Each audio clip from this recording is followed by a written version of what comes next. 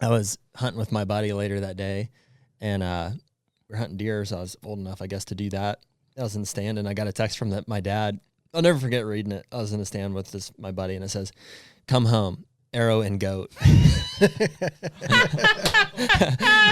I knew like immediately what had happened, so I got down.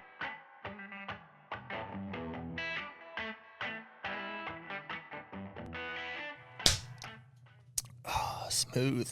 And we're back. Smooth. We just had the traditional toast. Traditionary. It's usually because we haven't done any podcasts in the afternoon either. Yeah. That's why. As you might see, we did a wardrobe change. So this is actually same day that we did the Pennsylvania Game Commission podcast, and we have another guest in studio. They just keep filtering in at this point, Jared. It was the right call to change shirts too. I feel fresh. Do you feel fresh? That was pretty quick. Yeah, that's good. Did I change my shirt? Yeah, it was just right in there. Brought to you by Muddy Outdoors. But we have Lucas in here from Rock Ridge Outdoors. Lucas, Thanks for having me, guys. welcome welcome, to Lucas. Pennsylvania. Oh, Again. I feel like a regular now. Yeah, it wasn't that long ago. When were you here last? 2 weeks ago, we visited the Bearded Buck down in Cambria? Yeah, Cambria in Clearfield, I think is. Clearfield. Yeah, Clearfield. It Get it right. We're kind of sensitive about I that. didn't even look at signs when I came in. Don't be afraid, Lucas. You can pull it right in on you. Sounds good. Nice and deep black. Yep. There you go. And then right up on it. We're not used to having There we go. a threesome Yeah, dude. We don't usually have people in. in studio. Yeah, it's usually just Jared and I, and I feel honored. virtually. Yeah, as do we. We like it in studio. Did he tell you he got up at 2 a.m. this morning to drive down from New York to Just to be on the podcast. Set That's up- unbelievable. It was Wow. all for you guys. for Wow. total archery challenge as Way well. to blow it. But Yes, we're full swing into the third event, a Total Archery Challenge for Rogue Ridge and Dead Ringer brand. So it's been You were at Texas, Texas, Tennessee, Tennessee, and now Seven Springs, PA. and then Michigan coming up, right? Yep, Michigan, and then Utah? You going to Utah? it made you go to all of them. I'm not going to all of them. No, Utah's a good one to go to. I've been. Jared's there. been to that one. I'm going to the Park City one, and then I'll go to There's two in Utah, Yeah. right? yes, and then I'll go to Big Sky. Oh, wow. Yeah, I've heard Big Sky's cool too. Interesting. And Jason will go to Snowbird and the rest of them for me, so it'll be good. Wow. We'll Yeah. divide and conquer. You went to Utah. I was Snowbird. in Boyce. Is it Boyce Mountain? Is that the one in Michigan? Yes. Yep, Yeah. that's where it's. So I was at that one. Shot at Mhm. that one. And I heard was it Terry Peak, Mhm. South Dakota or North Dakota? Yeah, that's a newer one too. That one's supposed to be pretty good too. Which part of the state is that? Oh gosh, I thought it was Eastern. Is it Yeah, Fargo? maybe. very close to Fargo. Close to Fargo? because they're trying to schedule buyers meetings and In Fargo for meetings Shields. right around it. Cool. Yep. That's where we picked up our trailer for our North Dakota hunt last year. Very cool. We should have picked it up closer to the western. In part. hindsight, Yeah. yes, but we didn't know what was out there. We got it down pack this year. Yeah. Going back, North Dakota and South Dakota this year. Yeah, man. We're gonna load up some of those Rogue Ridges and take them out with us. You can cover some serious. So let's terrain. list the brands off. Perfect. So VP of Marketing at Rock Ridge, which is I'll try first, and then you can correct me. Yeah, go for it. Rogue Ridge, The Grind, Yes. Tricky Decoys, Cupped Waterfowl, Dead Ringer, Bow Sights. I don't know if that's still on the name or and optics. Yep. Dead Ringer, and what's the last one I'm missing? Buck Fever, technically. Buck Fever. Buck Fever Synthetic. So 5 brands under Rock Ridge. yes. Yep. You nailed it. And we technically work with all of the above as a Stone Road Media partnership. And then on the Hunter brands, at least for this year, we're still going to do a lot of Rogue stuff, but we're going to be focusing on Dead Ringer and Buck Fever moving forward. So that's kind of interesting. We were having to talk about Buck Fever first a little bit. We were just having a conversation this morning with Pennsylvania Game Commission and talking about the deer urine and CWD issues, and obviously in our state, as well as just disease management areas, you can't use deer urine, but you've got states like Virginia that it's completely banned in. And so you start thinking about synthetics, which Buck Fever is. It's a huge advantage to a company like that to be able to come in and say, listen, no worries about CWD. It's legal to be able to use in the state when nothing urine-based can be. And we obviously used it last year and had a lot of success around it. especially with mock scrapes. Well, I love the fact that you guys have a excuse me, a designated preorbital gland scent. I don't know. There's been a few other companies that have done that, but it's always one that I'm looking for. I think that's one of the most important. From a mock scrape standpoint, especially. And there's a lot of science behind it too. So just to give, obviously, the listeners more of a backstory behind it. So, like, you look at the folks currently invested into Buck Fever as a brand. So you've got Terry Rahm, who was the face of a competing brand for years, worked hand in hand with Ben Lee from obviously like deer communication, deer sense, and how it obviously works from a science aspect to it. But you tie that together with obviously all the knowledge and experience around it. But I mean, you have the forehead gland, you have the preorbital, like you said, and you can really tell a story from a systematic approach rather than before it was picking and choosing based off of impulse buying. So now we can truly educate the end consumer, and it's also made in the U.S. So there's a lot of features to the product itself, but then there's a high success rate too for I think that's a really cool thing in that, you know, you talk about the telling the story and educating people throughout the year. You know, it's amazing still how many, we talked about this before, but how many people will be spraying a deer, you know, a buck piss on a licking branch. And it's like, what are you thinking? Like, that's what I was going to say. It's just been within recent years that people understand like how scrapes work and, you know, what scents actually being I'm probably guilty. I can't remember a specific time. And I don't know that I'd admit to it if I did, but I've probably sprayed like I'll admit to it. Yeah, I mean, think about like obviously we can let the cat out of the bag. Like when we talk competitors, we talk Tink 69, right? I mean that tends to be like the one that everybody sticks in their mind. There's other ones, but you know, Tinks always used to have a little orange container, and you would hang it from the tree above the scrape, and obviously there's piss in at head level. Like that doesn't make any sense. You know, in a lot of those accessories, we're working off of barometric pressure and things that like I mean, they acted like they're censored and they're on a timeline, but they really truly weren't. Right. So being able to really pattern deer and utilize scents to do that, and obviously just have them feel comfortable and up the curiosity during peak seasons. I mean, that's what Buck Fever really is in a nutshell. But it's a huge advantage to have that different line of communication with obviously the game you're trying to harvest at the end of the day. Pretty neat. Dude, the Buck Fever thing's a big deal for us because huge. These out of state hunts that we do, like we're hunting almost exclusively either leased ground, permission, or public, or a combination, like in a certain area. So like we found out a couple weeks ago that we didn't draw in Kansas, which was a blow because and Jared's fault. Yeah, Jeremy's fault. But we found out we didn't draw, and so we're like, man, that sucks. So we're kind of turning all of our attention to Illinois, where we picked up 2 80-acre leases earlier this year, and we're learning now that there's a lot of public in that area. And so the stakes are pretty high for us to be able to go out in July, have a successful scouting mission, a large part of which is going to be making mock scrapes and running cell cameras with solar panels on them so that we can get some intel between now and literally the next time we go back will be that second week in November when we want to hunt. So our stuff has to work. This is several months in between, and we're traveling, 10 plus hours to get out there. We won't be there. I mean, there is an instance that maybe we get there in October and hunt like the first cold front in October. But odds are we won't be there till the second week in November. So whatever we set up in July into early August, like that's what we're banking our hunting success on. Yeah. And I tried some of that. Obviously a lot of different buck feeder stuff last year, but I actually had a lot of success with the preorbital gland on a few different scrapes that I just had around the farm. I just threw some of it up. You made it, didn't you make one with the in Kansas that we've got video of that buck that came in and hit? Yeah. When you and Pat were sitting in that stand too. We do actually. In that ad they just made that 3-year-old was crushing it.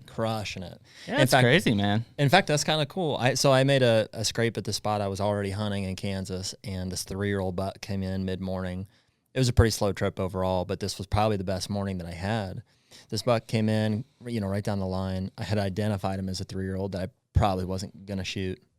And he just started laying into this scrape, which was really he was ripping it up too. Yeah, really no surprise. But shortly after that, I had a 4-year-old that wasn't the best one in the area, but I would have considered shooting him. Come right in next to him, like 10 yards from him, and start putting it down his own scrape. And so the two of them are standing there, just scraping their heads off. And I'm like shaking like a leaf, even though it's not a giant buck by any means, but I was ready to go. I was cold too.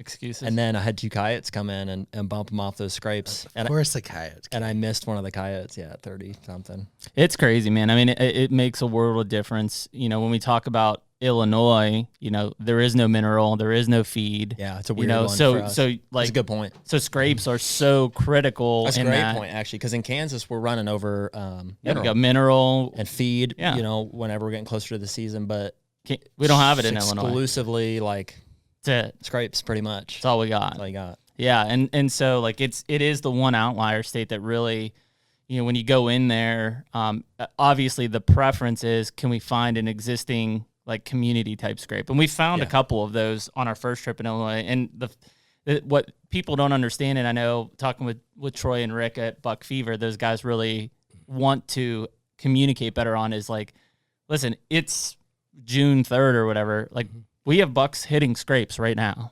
And that's a commonly asked question, is how soon is too soon?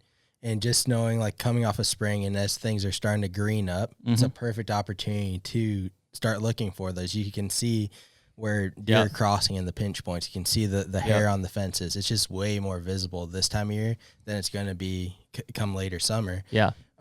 So it's a perfect time to start hitting those scrapes, to put them on Onyx or HUNTR or something of that nature, and then grow it from there. It's so critical. And I think that, as we look at it for a scouting aspect here for this fall, but even, the ones that we found this past spring were during shed season, and it's like, hey, this is clearly a scrape. Now, it doesn't look like it does in October, November. Licking branch is your dead giveaway. And honestly, it's the only thing that matters. And they're just coming in and touching it for, 30 seconds and they're out. But I mean, from when were we there? Mid-March? Oh, dude, April we got bucks hitting scrapes. Yeah, I mean, haven't stopped. They won't stop. That ties perfectly. So from Buck Fever, we've got the Buck Picks kit, which is a 3-piece and a 4-piece kit. So you've got the licking branch, which is branch action, and then you have dirt fusion. So you combine the two, and it's a perfect simulated mock scrape. And it comes with an SD card, so you can at least pop it in and keep inventory of what's coming to your camera. So there's a lot of advantages and a lot of thought put behind the product and how it's utilized during that time of season, and even scouting outside of season. So it's kind of a double-edged sword with it all. Something I think we need to try is what Sturgis was telling us, just pissing in the scrapes. Yeah, drawing attention. Yeah, I was curious. His thought on that was just, initially I thought he was just proving a point of, like, doesn't matter what's in the dirt, but not the case. His opinion is that it's like just that ammonia smell of any mammal. It just draws attention. Testosterone. Yeah, which... You don't have any. Oh, you're saying you do have it. Yeah. I got it. Which, paired with the right, preorbital scent, and obviously that visual, I personally believe that's 90% of it. The visual. Look appealing. Well, I mean, I think when you start to look at how scrapes are established, number one is, like, don't plan on putting in a mock scrape where deer aren't traveling and them finding it. Like, maybe they come across it, but, like, you're not going to pull them out of their normal patterns to visit that scrape. And then number two is, like, if you see scrapes that are, like, a lot of times if I see a scrape that's starting to be worked, I may not even mess with the licking branch as much and may just go straight with, like, a buck urine or a dominant buck urine, just to make it seem like there's been another buck in that area to increase frequency. So you have to kind of judge at what part of the season are you in, and then what is the actual focus of that scrape established by the deer. Like, is it a community scrape where you've got bucks and does hitting that scrape year round, or does that scrape, start in mid-October and by mid-November it's dormant and, they don't touch it again. And you kind of can tell that as you start to visualize how your property is or where you're hunting.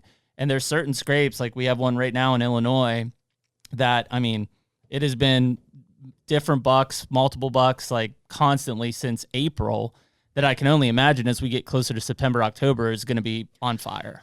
It's the topography is why that scrape. That funnel. Well, yeah, because I mean it's right in their travel path. They have to pass right by that. Yeah, we went to this property for the first time ever to shed hunt it in late March. Yep. And we were walking up this bottom and we came across this scrape, and I walked past it at first and I was like, "There's a scrape." I was like, "Seems like this would be even a good spot for it's on public too." It's on public. It's just off the lease. And then I walked another 10 yards, like there's another scrape right there.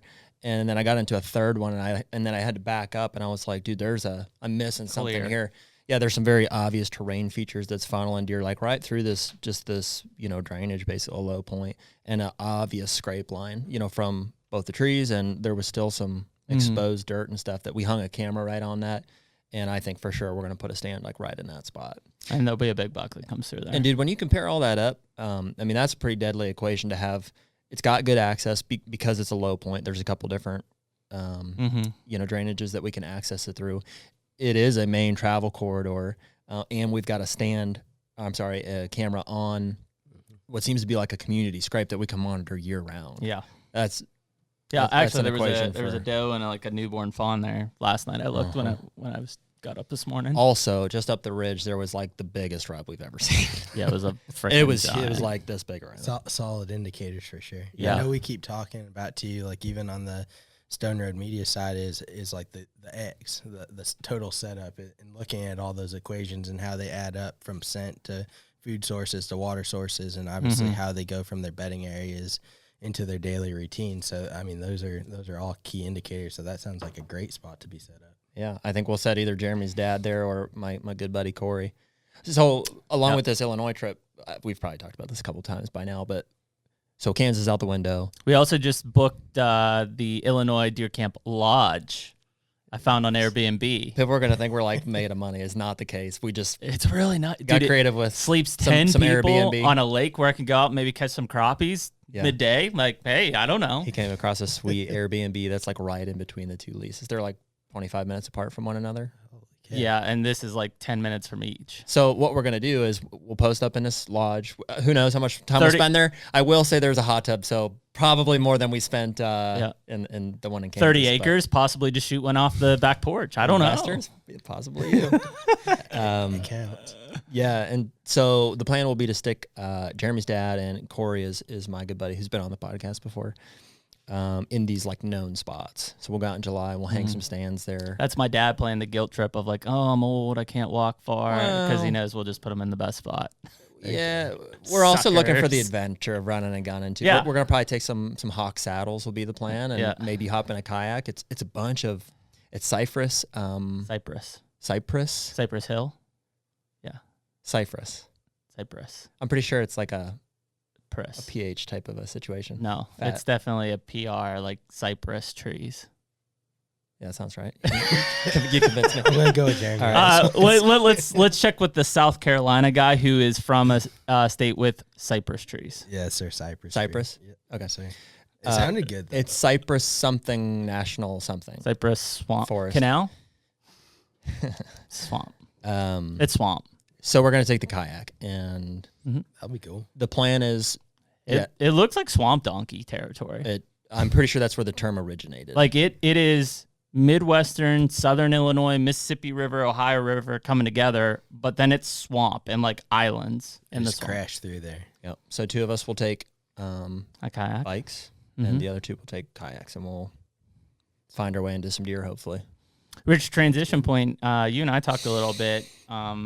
So we've got some new 2021 Rogue Ridge bikes coming in. A little different style. Yeah, so couple different color options, updated technology. We've worked out some kinks over the years, and obviously, as Rock Ridge inherited the brand, it's time to obviously make technology do the talking. Sure. And honestly, the features are still being worked upon, but new color options are coming around the corner that can't be disclosed quite yet. But, what are the current color options? So our current color options are Mossy Oak Bottomland, which is sweet. I saw that on the that's probably the folding most bike popular was a one, sick right? turkey bike. Yep, dark tan, and then white, so you can kind of mix it up for those fishers, anglers, things of that nature. Yep. The dark tan is nice too. I like that. And we're still keeping the folder bike for next year, and then the two. And the folder bike has been so popular in the fact that it's just a step through design, and it's a mid drive system. Right. So a lot of our competitors are rear drive systems. So just that being a double-edged sword in itself is a huge selling feature. But we partnered up with Mossy Oak this turkey season and NWTF, and that's been a huge push for us in that brand. So consumer demand's gone way up, but there's a reason for it. It's the authenticity of it and being able to use it in turkey scenarios and things of that nature, and getting in to public and private land settings quietly. I mean, those are all the advantages of using it. Yeah. Can we talk about bikes for a little bit? Let's go. Dude, I love bikes. Yeah, man, I really enjoyed it. This past season was the first time I ever used an e-bike, period. Yeah. And, you know, I think we went back and forth. Like, I had some difficulties with a bike, but I mean, it sounds like you guys are working those out. But when it came to, you know, using it in the field as opposed to the Polaris Ranger, which is what I'm used to, man, what a difference. Like, it's not all better. It's just different. Like, obviously it doesn't have the power or the, you know, carrying capacity of something like a UTV, but in terms of, like, especially stealth, like just stealth, to be able to get out there literally dead quiet, I can get that much closer to my stand. You're reducing that carbon footprint essentially, and it sounds like a squirrel rustling. Well, see, and that's the crazy thing. I mean, because we blew in on stands when we were moving cameras or we were going to pick up, like, thinking about, and Kansas was the perfect example. Like, there's so many places where, like, it's a good 30-minute hike in plus and then out, especially if you're just going to retrieve or move something. Like, I would be like, leave my dad at the truck, jump on it, and be like, hey, I'm going to go grab this camera. I'll be right back. 10 minutes, I'm back. Yeah. You know, and it's just like, yeah, somebody could have literally been hunting 100 yards away and never knew I even came through there. Yeah. Yeah, that was a big difference for us, I think. I got over the carrying capacity thing, too, because I've just gotten more mobile as a hunter, you know, period, over the past couple of years. And so I figured out how to strap my tree stand and my sticks to the back. So there's a pretty sweet little, I don't know what you call it, a shelf or like a bike, a rack. Yeah, the back rack. A rack. And so I figured out how to, you know, put my stand and my sticks on there, and I can ratchet strap it in with just a little custom ratchet strap deal that I've got. And I can fit I've got a pack and my Hoyt bow cinched to the back of my bag, and I can go in with everything that I need, you know, to run a gun. I think that after I figured all that out, because there's a learning curve. It's not just like, here's the bike, you're the best bike hunter ever. You got to learn how to use that tool. And once I figured that out, the issue that I still have with them now is just inherently tied to two wheels. It's that if I've got a cameraman or two people trying to get somewhere, you need two bikes. You need two of them. See, that's where you just stick them in the back rack, the Sherpa. I've already got my tree stand on there. No, there's like a cart. On the front? That attaches to the back axle. So it's a single-wheeled cart with a suspension Colton's system. I don't it's know. called a Sherpa cart. So it makes for great film. If Colton's lower back would appreciate that. Oh, I love that. Well, I mean, like, we were just talking about it. So we're going to be we're going out to do a Whitetail Properties meeting for Deer Grow at the end of July in St. Louis. And so our leases are only like an hour and 20 minutes from there.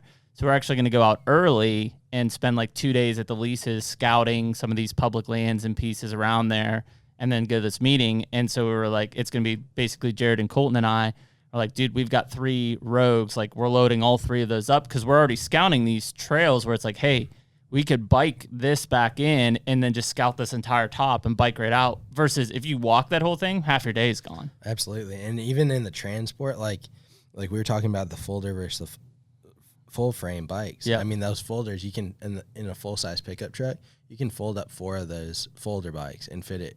Yeah, that's awesome. Pretty nicely. So we're going to need 2 more. Actually, I do speak in time. I do want to hear about y'all's dragging it are we out of time already? Oh my god! I want to know what happened to the one bike, because I heard a great story. Well, we still have it. Yeah, go ahead, Jeremy. So we still have it. Yeah, so we got the bike and we bought the bike rack, and it was on the bike rack. Then it was what kind of bike rack we got? I don't know. It's a big ass titanium. titanium. Is that Black Widow? Yeah, maybe. It's like a big ass aluminum. So Black Widow, because it's a commonly asked question, like, what bike carrier do you recommend? It's a dual bike. It's made for dirt bikes, essentially. Exactly. But it's wider based, and it fits any hitch receiver for yes. Yeah, that's what. So that's what we have. And so so for anyone that's looking at that rack, it comes with 2 ratchets and then 2 just cinch tie downs. Let me just say this first. There's nothing wrong with the bike rack. Not the rack itself. Yes. The tie downs there is. Oh. Yeah. Okay. Because you need it, so. Oh, it comes with two, is what you said. It comes with So you have a ratchet for each bike, and Jeremy then you've got took that tie to me, and I'll run one strap all the way over the bike and No. down. I ratcheted the back of the bike, and then I used the cinch on the front. Well, because the shocks were doing it, that cinch slipped. So instead of doing two straps to the handlebars, he did one strap because they only sent us two. Their fault, I guess. Yeah. And threw it over the handlebars. Per bike.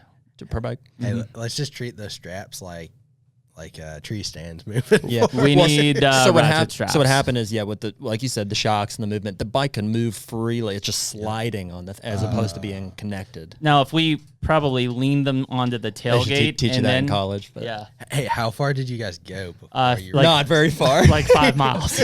So we stopped. Hadn't even met me yet. I went home, which is we went to the sheets Sheets that we just went to lunch. Yep. Filled up. I checked them. I'm like, yeah, rock solid, man. That's fucking awesome. Like we're great. And we get on the highway 3 miles away, and like this asshole comes up and he's like yelling at me. I'm like, yeah, fuck you too, dude. And then he's like, no, your bike's dragging. And I'm like, damn it. And I pull over. Have you seen the pictures and stuff? Yes. Yeah, it was pretty cheese grated. Well, yeah. Hey.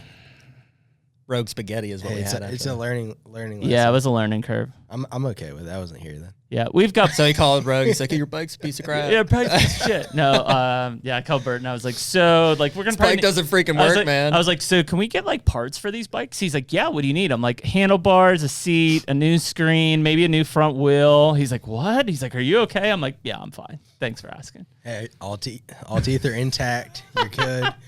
At first, I thought. Oh. What a mess! At first, I thought somebody flipped over the handlebars here. No, at the studio, but his girlfriend told him not to touch her. Oh man, and he's trying to pawn it off as a water. I know that's what I would say too. Probably. No means no, Ian. Oh. But yeah, so we got it back up. We leaned him against the tailgate. We took it the rest of the way. We leaned it against the tailgate then. So tied it down. Actually, we ended up salvaging parts off of it because I got a flat tire later on in the trip. Put a big old honey locust thorn through the tire. So I stole some parts off it. So yeah, we learned our lesson there. But no, it does work. If you're gonna do it, you need to have two on the handlebars so it's balanced on each side, or it probably should just be both ratcheted so it's compressing those shocks down. Yeah. I wonder if I can find it. It's one of my buddies made one because he didn't want to he wanted to do the Redneck Engineering approach instead of actually go to Black Widow and buy it like I suggested. Yep. So he shows up into turkey camp. Sounds like my dad making Kentucky. Tractor implements out of 2x4s. And I'll show you this. I do like the rack itself. Like It's it'll nice. be perfect. We're gonna take down, it. right? Well, we'll take it to Illinois now too, but we're gonna take it to South Dakota and drop it. Oh yeah. So this is my buddy Carson, and this is what he shows up into camp with. It's two like semi-welded. Looks fine to me. Racks. What are we looking at? I don't know. That's it. If you could see the full picture, but there is a rusty steel thing. Oh, wow. There's It looks like an old ladder. It's He just made an old ladder and welded some things to it. It's Redneck Ingenuity. Check. Check. Yes, they definitely passed the That's test funny. on that one. Yeah, I mean that Black Widow rack works. I wonder if you could get away with like just a heavier duty normal bike rack, because then you're not worrying about suspension and all of that stuff. But I mean, those bikes are probably borderline weight. Yeah, you almost could, but I mean the weight's pushing 65 pounds per. So by the time you have two bikes, you could probably get away with one. But I don't want to also be the one to quote. Yeah. Don't quote me on that. I mean, listen, I've already screwed up one. Why not? Hey, try Be the it. I know where to get more. So Yeah. But yeah, we are taking three. Well, so we'll take the folder in the back of the truck, and we'll take the rack for the two. yeah. And honestly, just knowing how that brand, and it's special in the sense that it's not focused just on endemics, it's non-endemics Sure. in general. So, I mean, you're outside the hunting space. You're fishing, you're camping, you're Well, that's what I like about the overlanding. white ones, whether it's the folder, that it's very applicable. The cool thing that I see from a non-endemic side that a lot of these other ones don't have are the fat tire. Yes. Right? I mean, like most of these non-endemic electric bikes are very thin tired, like road cycle type stuff, which I get, but like, having that fat tire stability is really nice. It's made for like the college student running to and from classes Yeah. on a dime. But yeah, I agree. Dude, 100%. I could have used one of those. I could have too. I I'll could tell have you used what, a Rogue It Ridge literally just jogged my memory. What did I break? moped. Your body? I think I broke this metacarpal before I lost that finger. Mm-hmm. In a biking My accident? sophomore or junior year of college. 4-wheeling accident, yeah. I was shooting a rifle out to 500 yards, and I ripped out to check on the target, and then I was coming back, and there's this huge like sinkhole. Oh, sinkholes. Pretty much a sinkhole. And I went right into it. It was like crack, and I brought it back up, and I was I broke it. Either way, I went back to school. I went to school in Pittsburgh, and I was riding a bike, like my mom's pedal bike from Big banana seat. yeah, it was just like a pedal bike. A little basket on the front. It was flowers. a Trek, I think. Yeah. It was a nice bike. And I was pedaling like with Shocks, pegs, lucky. I was pedaling with one hand all the way from the south side up to Duquesne. That's impressive. Yeah, with one hand. Yeah. Well, I that's could what have used an e-bike. I was thinking That's we need like a cameraman accessory that's just pegs on the back of that bad boy. For how would you do it? What do you mean? Just put pegs on the back of the Rogue. So Oh yeah. so do you that guys you think? could Oh yeah. you could bring in a cameraman. Would that work? Like weight wise and stuff? Could you do that? I don't see why not. I mean, you just have to probably increase the weight or the air Tire capacity in the back, but I don't see why it would be an issue. You probably have to do some pedal throttle Hey, there. This you is know? going to require some A and B testing. Regardless. If we put pegs on the back, Mongoose. that would make. A and B. Let's get it. Some mongoose. I'll drive pegs. you, peg. You can ride bitch.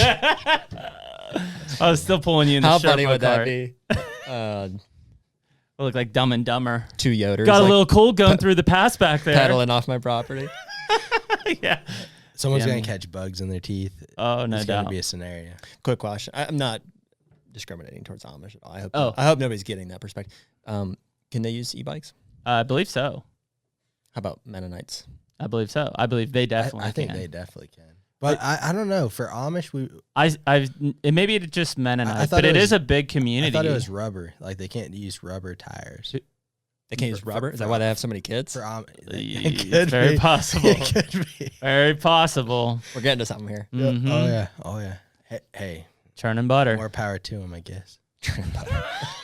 I was just curious. Building community. But seriously, man. pegs on the back of that Rogue thing? Ridge is all about building community. We're anti-rubber. We should I don't know if it's possible, but it'd be pretty cool to like shoot a Amish barn raising like with like Rogue Ridge bikes and they're like pedaling and like raising the barn and stuff. Ooh, okay. Yeah. Huh? You guys are on it. I don't know where we would serve it because they can't see it anywhere, but you know. Yes. We'll just have to geo-target around the PA, Ohio region for the most part, and maybe Kentucky a little bit. And just put them in newspapers or something. yeah. You hear something crazy? Sure. They can receive pictures, but they can't send them. Tell me how that works. So they're On their cell phones. wow. So they're- like if we got big bucks on our property, it's cool if I want to send mine. they can't send that. They're like, yeah, it's against my religion. So they're allowed to receive they're allowed to get sexting text in. They just can't send them out. Well, I'm pretty sure that's against my religion. I don't know. Not because of the texting thing, but It's hard to say. That's Frowned interesting. upon though. a little bit, but they have that like, what's that little period that they have when they can go rogue? Rumspringa. Yeah, they can go Yeah. rogue for like yeah. a month or something like that. Yeah, leaving Amish. I want to know the percentage of who comes back. I think it's pretty high. The yeah, I'd say so. I think it was 70%? more Mennonites. I did a That show is fantastic, by the way. yeah, I know. What show? Amish Mafia? Yeah, leaving Amish or whatever. Breaking Amish. Breaking Amish. Oh, yeah, that's about the Rumspringa. Oh, yeah, Yeah. that's that one. Yeah. I did a when I was doing consulting, I think it was Mennonites. They hired me to come in and consult in Missouri. And so they weren't allowed to own trail cameras. So but they bought them and then they just said they were mine and they were allowed to check them for me. That But was just the like way, cars. Yeah, they're the not way it allowed went. to own and drive cars, but Okay. they can have people drive them around. So it was in really cars. interesting. And like these guys, and so we talk about like, you know, what percentage of bucks shot, like big bucks, do you like actually see? Like I know with the advent of social media and stuff, it seems like we know every big buck that's shot. Dude, I walk into their house and it's like, oh my God, these are giants. And like nobody knows about Yeah, them. this is every buck I've ever had on trail camera. Yeah, nobody ever knows. They're about all them. here. They're all right here. Like, there's just multiple like skull caps of 170s like laying out, and it's like, when did you guys shoot those? Like last year. I'm like, what? But it's just there's a weird kind of community there of like, you know, and they're very passionate about it. They are, man. Yeah, I can't take anything from them there. I was really surprised. Like my first year at ATA, gosh, 7 years ago now, and just seeing like how many Amish and Mennonite folks were actually at that event, and then even you go to Great American Outdoor Show, and that's a huge hunting community. Oh, dude, they're freaking giant. They love to deer hunt, and they're good businessmen, man. They're very frugal. Like, they've got a lot of money. Yeah, they are very frugal. I have a story. They buy a lot of land. Yeah. This was at least 5 years ago now, but I was at Great American Outdoor Show selling broadheads at the time, and this was just kind of a consumer show after the trade show type of deal. There was a Amish guy. I'll never forget it because he was like 14 years old, looked like he had just gotten kicked in the face by a mule. No offense, Ian. Like real bad. But he came in and asked for not one case, but 2 cases. So that's 8 packs of broadheads. Paid in cash, walked out like this. He's like, all I did was come here just to buy these broadheads. I'm going home. Wow. But just seeing that, I was like, in the back of my head, I was like, I didn't know that community hunted. It's huge in Ohio, Kentucky, and Pennsylvania. Like, that's broadheads for his whole family. Yeah. Major awesome. Or just all the deer on your property. But yeah, it is a huge community, you know, in those 3 states especially. Yeah, and I mean they are passionate about it. They are very frugal. They own a lot of land. You know, I think that they are, I wouldn't say particular about their deer management. That's kind of it's just a hit or miss. Like I would say that there's probably some groups that every deer that moves they'll shoot. There are other ones, like I know especially when I worked in Mississippi and Missouri, that were very particular about what they hunted. Like there would be certain families that did not bring a deer in that was under 180. Yeah, it's probably wrong to generalize. I'm sure there are Amishmen that are die-hard bow hunters that are shooting 6-year-old and there's 200-inch. There's companies in the industry, run and owned by Amish. I mean, there's several bow shops, archery shops. A lot of bow shops and archery shops. Yeah, I'm actually pretty good friends with Jerry over America's Best Bowstrings, just facilitating that relationship with my time over at Obsession Bows. Yep. But just my time spent over there, it was interesting. But the passion behind the work and the craftsmanship, I mean, it's second to none. Makes perfect sense. It's an Amish guy that owns America's Best Bowstring? Yeah, yep. So okay. Yep. Wow. Jerry. ABB. Cool. Mm-hmm. That's crazy. Yep. So, Lucas, your background, you actually came from a state department originally, right? Yes. You were at Georgia? Yeah, so kind of a weird background. So was in the military for a little bit. Went to Thank you for your service. No problem. Went to Clemson University on my post 9/11 GI Bill. Right out of college, I interned for a shooting sports preserve, and at the same time, had run into a few folks from Georgia Department of Natural Resources. You know the Gwynns at South Carolina or at Clemson? David and Susan Gwynn, they were both professors there. It sounds familiar, but they're really good. They're big QDMA guys too. Or in the wildlife section? Dave was. Susan was more on like the like outdoor rec side, but she was big into like the shooting sports and women in shooting sports and stuff like that. We had to have crossed paths because I was good people. One of my internships was actually part of the shooting sports club, which was Clay Targets. Yeah, they're super people. And, well, honestly, Clemson is such a tight-knit community, and there's a ton of hunters. And I remember going, when I was at school there was a bow hunting only section of that WMA, Fance Grove, right off of Lake Hartwell. And honestly, I harvested 3 deer right there over the 3 years I was in school there. And in all seriousness, I never ran into another hunter there, which was shocking to me because there were a ton of gun hunters, ton of duck hunters, but no bow hunters. But now, seeing the sport progress, like, that place is ate up. I couldn't even walk in there without running into somebody. That's wild. But my time at Georgia DNR was awesome. I mean, I was there for about 2.5 years, right out of college. I was a hunting and shooting education specialist. So I had 22.5 counties. At the time, Georgia Southern University had just built a $40 million shooting sports complex right there on the university. So I was on a campus university. My wife was working for the university as an event coordinator at the time, so planning graduation, so on and so forth. So I had Richmond Hill Range, which is down in Savannah, and another one down in Brunswick. So we literally, our job was to develop volunteers and grow the sport of hunting. So essentially we would train the trainer, and we would create I mean, that hunter development program from the ground up, which was awesome. And then we introduced shotgun sports and shooting sports as a varsity level sports in the school system. So it was really cool to see how a state could adopt and buy into hunting and shooting as disciplines and ways for scholarship opportunities and educational purposes. Especially in the East. I think that's more common or accepted, like in Nebraska, Iowa. You know, some of these Western, like your 4-H states, basically. Well, I mean, you go through and even like our guest this morning from the Pennsylvania Game Commission, like they are literally the first people in a marketing department for the commission. Like there's dude. Lucas, wish I had Lucas in even on this conversation. This guy's job, he's literally the marketing director. He's marketing for the PA Game Commission to basically relay to us, the hunters, what from a legal aspect and from a biology aspect. What season's in, and why and they're what doing the what they're efforts doing. are, why they're doing what they're doing. And which to me is it's like never existed before. I'm like, okay, yeah, I'll happily pay you double what I'm paying now in a license fee to achieve what you're talking about. Absolutely. When you see those numbers, so in Georgia, because Georgia's had a marketing department, so at the time, and I think she's a marketing director over at Tennessee right now, if I'm not mistaken, but Jennifer Wisniewski. Oh, I know Jennifer. So Jennifer was initially at Georgia DNR when I was. Jennifer is sharp, and she moves numbers. She's very Jennifer did a big partnership with us and in the hunting public in Tennessee. We've done the turkey tour twice now. We did deer tour once. And we just did it at Georgia as well this year with the first time with the hunting public guys as well. But those are state-run partnerships to promote the public land opportunities in those states and then also to hopefully increase license sales. Absolutely. And then just briefly in passing with Matt and the guys from PA Game Commission, like we just briefly touched on opportunities of where we collaborate, and from a manufacturer side to a state agency side, how do we grow the sport? How do we welcome the new hunters? That's a big bridge. How do we benefit the volunteers who are designated their time to grow the sport?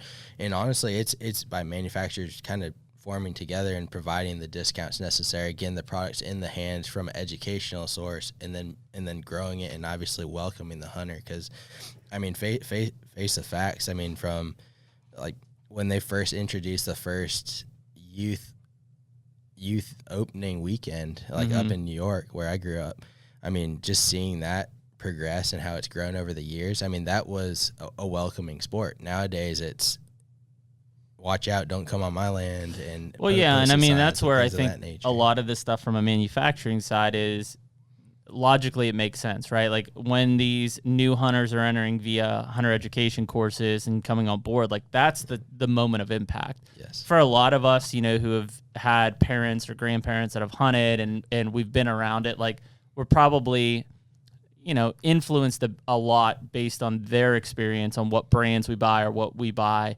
But, there's still a level of influence right out of the gate, the moment that they walk out, that I think a lot of manufacturers just miss, right? Or they don't pay attention because they're looking at it and saying, well, still that 34 to 54 is who has disposable income.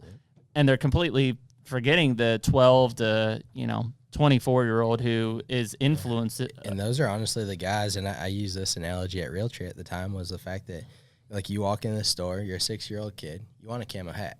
Right? You're going to pick Mossy Oak or Realtree more times than not. Yeah. And honestly, that's usually what you stick with, and it's influenced by obviously your peers and your family and just what you know and what you like. Yeah. So by being able to put the products in the hands and let that kid or that new hunter from like day one make the experience and honestly be a part of that journey with them, I mean, that's reward in itself. So I think a lot of people forget that. And I say this people-wise in terms of manufacturers, is they focus so much on the person who's buying today that they don't look at the person who's going to buy tomorrow.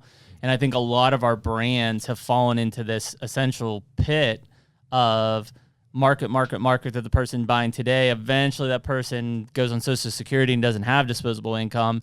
And all the people you should have been marketing to, you haven't, and they've attached themselves to other brands.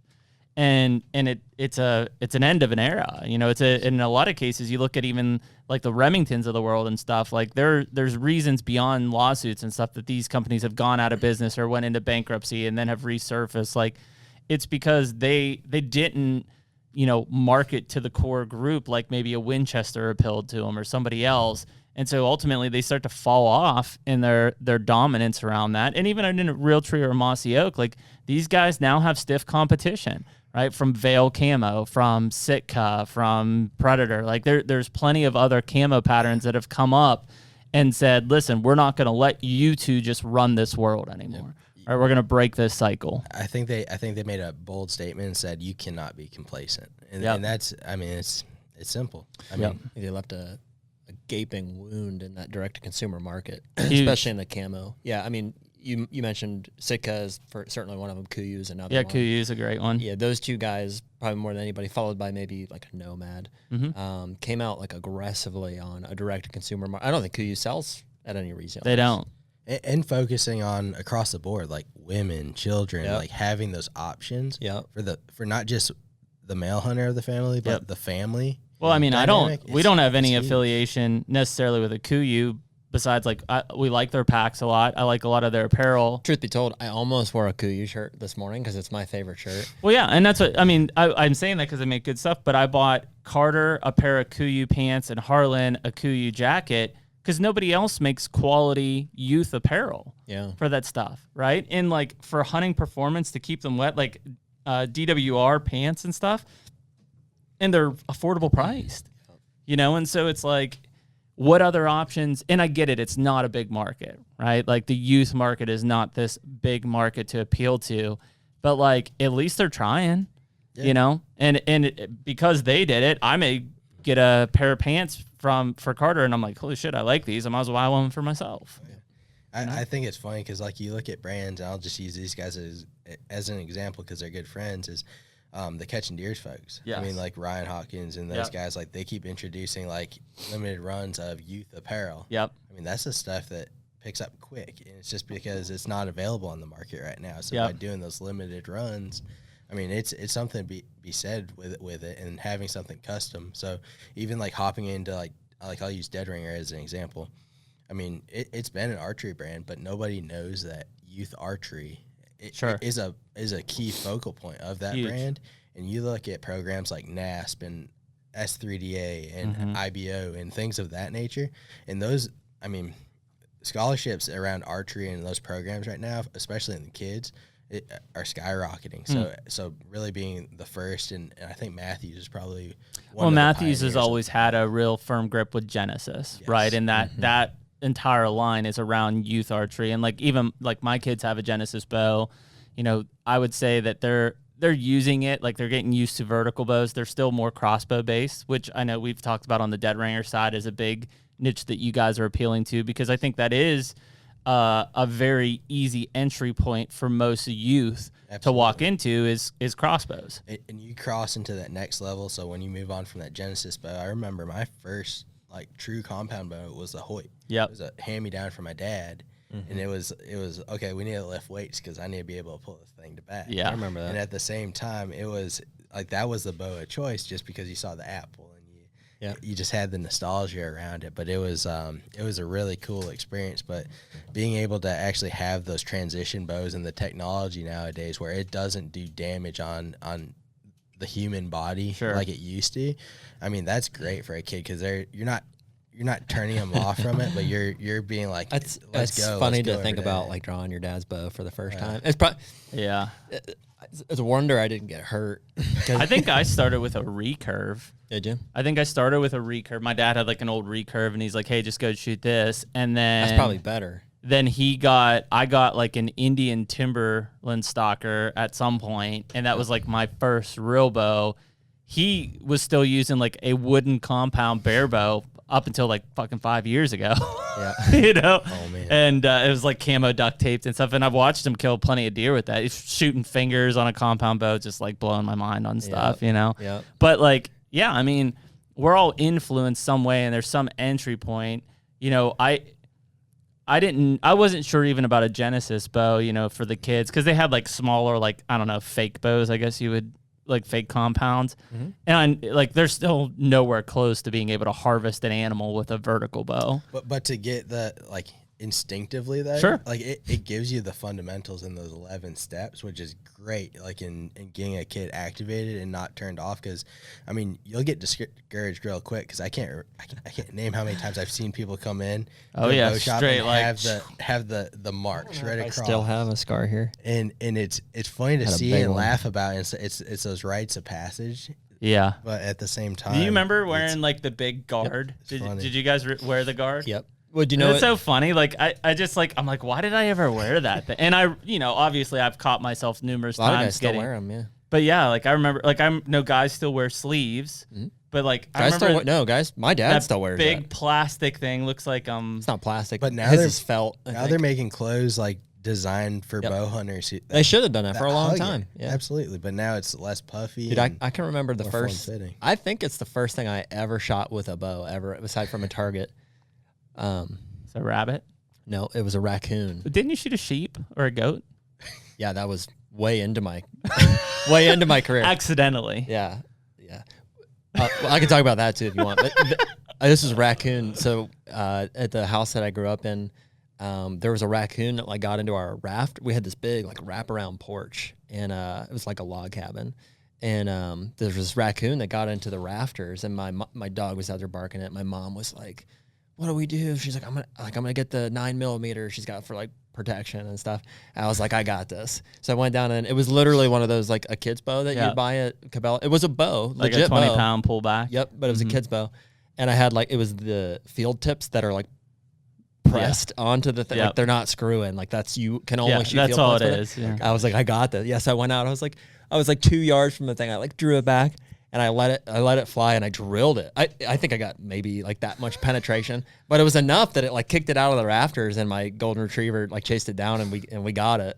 Very nice. Yeah, it was Good the recovery. First thing I ever Solid shot harvest. with my bow ever. How about your goat harvest? I definitely want to know. Have you ever heard this? What bow was that with? Wasn't it? It was my Matthews, I think. Tell me. It wasn't the Hoyt Carbons. No, it was the Prime. Could have been. Wasn't the Prime in I between? want to say it was I had a Matthews Adrenaline for a long time. Tell me it was stomping out like a car hood when it happened. I'll probably get canceled for this, but there was a feral cat. You'll be canceled, like cancel culture. Yeah, Oh, okay. whatever. There was a feral cat that was like roaming the neighborhood. There was a bunch of them back in the day. And I remember asking my dad, it was like killing our chickens was the reason that I asked. There was a chicken coop down there, and we had some goats down there too. Angora goats is what they were. My mom would like shear them and make coats. Goat clothes. Yeah. Yeah. So my dad was like, "Yeah, go ahead, you better shoot it." And so I shot at this thing, and I missed it, and well, we lost the arrow. So it was just off our back porch. My dad was standing right there, gave me the go ahead. I was like, I don't know. Take 15, the shot. 14, 15. something Winds like that. 5 miles an hour out of the north. I did miss it. Arrow was gone. I was shooting. There was just woods behind us. I was like, the arrow was gone. I was hunting with my buddy later that day, and we were hunting deer. So I was old enough, I guess, to do that. I was in the stand, and I got a text from my dad. I'll never forget reading it. I was in the stand with my buddy, and it says, "Come home, arrow and goat." And I knew like immediately what had happened. So I got down, just like I just got down. I left, and I ripped home. Apparently, what had happened was my sisters. I had two twin sisters. They had their whole volleyball team over for like a party, like get together, and they're like, "Hey, let's go like pet the goats. Like we've got these goats down there." And so the whole volley team goes down, and the one is like, "Is that one supposed to be bleeding out of its nose?" There's like an arrow, literally mid body, like front gut shot. It's like leaning against the shed, and so my dad had to like put it down with a 22, and we buried it in the orchard. Hey, it was a respectful way to go. Dude, it was literally like a 45-degree ricochet. Like I was shooting here, that where the goat was at was like maybe it's probably 85 yards like over the hill that way. The funny part is your dad didn't tell you right before that he took a shot at the cat and probably hit the goat. It was my arrow. He's like, sure. You're like, how did it get 85 yards over that way? He's like, just stop. Yeah, Stop. in while you're fairness, I ahead." never did see the arrow in the goat. I don't know for a fact it was me, but You know, Yeah, in he some pulled his countries- arrow out and put your it's a arrow delicacy. in. Yeah. Yeah. That's what I said. Why don't we just eat it? And he's like, tears in his eyes. Like He pulled his arrow out, put yours in it, and he's like, "Hey, I don't know what happened." to get me back for the here's Corey's arrow. By the way, I talked to him after that podcast. Did he listen to it? He thought it was pretty funny. Yeah, that's funny. Son of a bitch. but Yeah, I mean, I think when you start to look at like how you get these people involved and like where you have an impression step, you know, I know. Just send them with Jared. Apparently, yeah. I'll give you an impression. It'll be a lasting scar is what they call it, I believe. But you know, I know you guys are doing a lot on like the hunting digest side and stuff. You know, I don't know anybody that starts off hunting that probably doesn't pick up their first digest and at least like looks through it, right? And you know, goes through it. So, like those are the type of placements that I think start to have an impression right away. And yeah, they may be influenced by their parent or grandparent on what they're shooting or what they're using, but at some point they're going to make their own decision. Absolutely. You know, and they have to look at that at least seasonally based off of their interest and what what they want to go after. So honestly, we worked hand in hand with your team in developing those ads and essentially having a voice in those state regs and guides. So being at the state level and to be able to indirectly work with those state agencies and have some visibility from that angle has been huge for us as a brand. Well, and from your past experience, you understand the impact that can occur at that level. Absolutely. You know, which is big. You know, I know obviously you're a big turkey hunter yourself, but you've got somebody like a Terry Rom on staff when we start to talk about like the grind and turkey calls and how that all works. You know, I would say if people know of Terry or seen of Terry, they probably have seen him at the Tink side of things, right? Absolutely. So, but he's a Pennsylvania guy, right, by heart, and the whole Rom family. Yeah, and so it's funny how we were getting in this morning with Matt from the Game Commission and Matt's background, obviously in turkey calling and competitions and stuff. You know, it constantly seems to come back around where people are like, man, if you can kill birds in Pennsylvania, you can pretty much kill them anywhere. Like it's a tough state to hunt them. And, you know, with Terry cutting his teeth here, I think that probably is a big basis for where you guys have gone with that brand and where you're going with that brand in terms of calls and decoys and stuff. Absolutely. The beauty for the grind is it's made, all the calls are made in the U.S. All the designs, all the molds, everything are designed in the U.S. The only thing we source right now are decoys, and honestly, that might not be a forever thing, but at this point in time, it just is, just because that's what you have to do to survive. But from the call standpoint, they're hand turned, handmade in U.S. The calls are hand pressed, hand tuned. But a lot, I mean, that is literally his brainchild. So Terry and the Rom family are essentially pioneers for the turkey community. So, I mean, Terry, I think it was 2 years ago now, was inducted into the first class of the NWTF Hall of Fame. He was a 2-time Grand National Championship caller, and then he was a PA State Championship caller as well. So with a background like that and just the knowledge that he has, it's been a pleasure. Like this past year, like I've known Terry for the last 6 years, him being my predecessor over at Tinks and the Arcus brands. But being able to work side by side with him on the grind and see his passion about the sport of turkey hunting and where it's going and where he thinks it needs to be headed, I couldn't agree with him more. In all seriousness, it's awesome to share camp with him because he is as knowledgeable as they come, and he's not afraid to share his knowledge with the next hunter, that next generation. So it's been really cool to see. It seems like it doesn't go without a post of where Terry is somewhere in some state and he has killed a bird. I don't know. Has he made an unsuccessful trip this spring? Because I mean, you guys were at Jerry in Austin's place in Pennsylvania. Yep. You, Jason, and Terry all killed like within 2 hours. Yeah, it was quick. It was quick. So basically, Terry started the turkey tour before anybody else. So back in February, he went to Florida. He went down to Florida to Rick's camp, which was one of the owners of Buck Fever Synthetics. So they shared camp. They had a couple buyers down there, and honestly, that's where the commercial spot stemmed from for this year in the brand anthem. But from there, I mean, he just trickled up the coast. He went back to his home state of Georgia, went to the Carolinas, went over to Kentucky for a week or two, shared the hunt with family, hopped back and forth between Ohio and Kentucky till he got those tags filled, went all the way back up to New York. You guys were in Nebraska? Went to Nebraska on a bow hunt for opening day of archery. That was a blast. So honestly, the only state that I don't think Terry harvested this year was Nebraska, and that's just simply because they were henned up and they didn't want anything to do with us. Yeah. I mean, that was March too, yeah, wasn't it was literally opening day, and it was like snowing. Probably one of the coldest hunts I've ever witnessed for the spring. But no, it was a blast. He still had fun. He got the riders on birds. He got he hunted actually most of the time with Troy Kilborn, one of our owners. Yep. Of Rock Ridge Outdoors. So I know those guys had a blast. And at the end of the day, that's what it's about: is sharing the hunt, sharing the passion. And honestly, nobody does it better than he does. I think that's what's cool kind of about it when you start to think about the calling side of things. Like, you know, you can tell he's still a student of the turkey call. And so, like, he's constantly looking at ways to improve and innovate on things, which, you know, he's a veteran of the industry. So he's been around the block on that stuff. So when he still sees opportunities existing, that should be exciting, at least for that brand and kind of where it's going from a mouth call and pot call and box call side of things. The tips that he passed on to me just this year, like personally, where on the side of a box call, if you place your pointer finger to soften it, so when you're calling them off the roost, by just lightly tapping your pointer finger on the side of that box call, it just softens the call, and it just sounds more realistic coming off the roost, because they're not going to come off firing.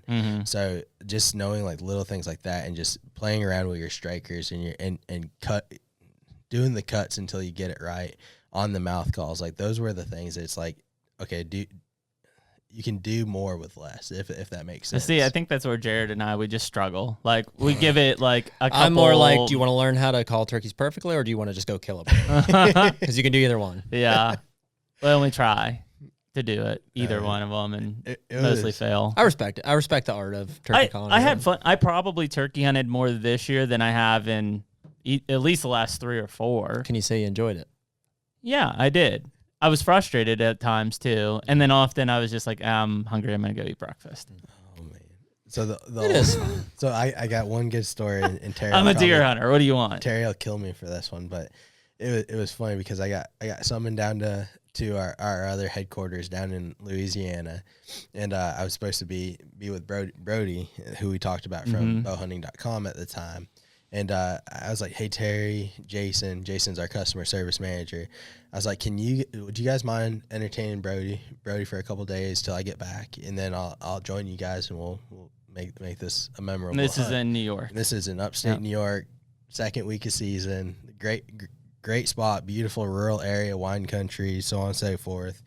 And we got to hunting, and he literally, like, they just couldn't get on birds. Like, we had a cold front move in, and they shut them down on off.